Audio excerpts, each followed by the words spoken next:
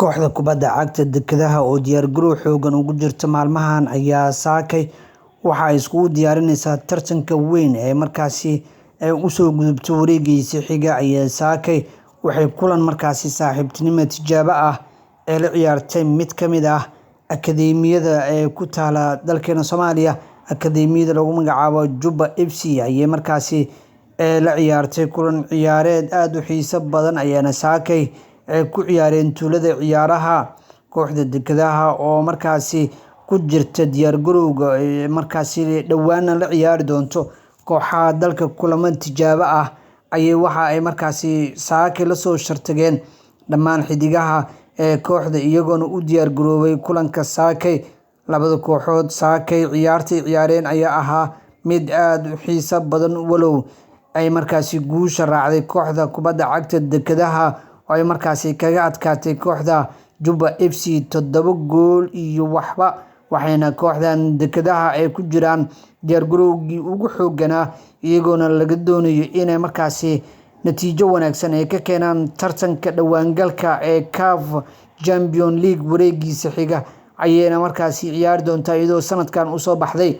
Kooxda dekeda ayaa markaasi sameynaysa kulamo tijaabo ah oo la qaadan doonto qaar ka mid ah kooxaha dalkeena Soomaaliya oo ay markaasi la ciyaari doonaan. Inkastoo ay kooxda hadda ciyaartoydooda dhammaan ay u diyaarsan yihiin, waxaana soo dhow safarka ay dhawaan u bixi doonaan wareega xiga, waxaana laga sugayaa kooxdan in shaqo adag ay markaasi qabtaan iyagoona tababar joogto ah ay ku sameeyaan garoonka kubadda cagta ee Stadium Muqdisho ee tuulada ciyaaraha. Sidoo kale kooxda dekeda ayaa sanadkan waxaa ka maqnaan doona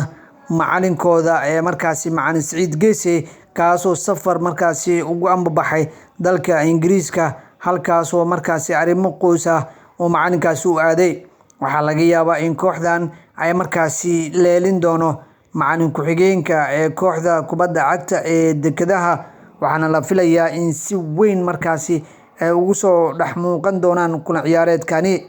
Sidoo kale xidiga kooxda dekedaha Sharqawi ayaa isna safarkan ka maqnaan doona maadaama khilaaf xoogan uu soo kala dhexgalay iyaga iyo maamulka, waxaana la filayaa in xidigan